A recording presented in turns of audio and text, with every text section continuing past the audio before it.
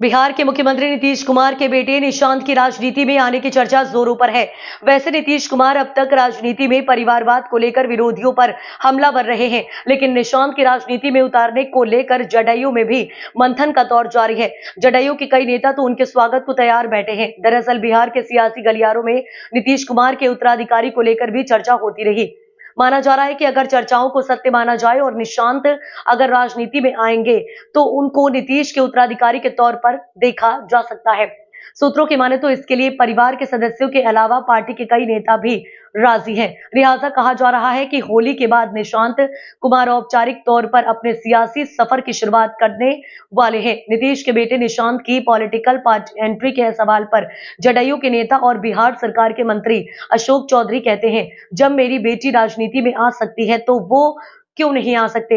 अगर निशांत राजनीति में आते हैं तो हम लोग उनका स्वागत करेंगे। उन्होंने हालांकि बिना नाम लिए नीतीश कुमार की तरफ इशारा करते हुए कहा कि ये हमारे नेता को तय करना है। मंत्री अशोक चौधरी की बेटी शांभवी चौधरी लोक जनशक्ति पार्टी रामविलास के टिकट पर समस्तीपुर से सांसद बनी है। इस पर जदयू नेता और पूर्व सांसद आनंद मोहन सिंह ने कहा कि ये सब हम लोगों का विषय नहीं है। हालांकि उन्होंने कहा आगे, पत्रकार का बेटा पत्रकार होता है, डॉक्टर का बेटा डॉक्टर होता है, इंजीनियर का बेटा इंजीनियर होता है। निशांत का अगर फैसला राजनीति में जाने का होगा तो नई पीढ़ी का सभी स्वागत करेंगे।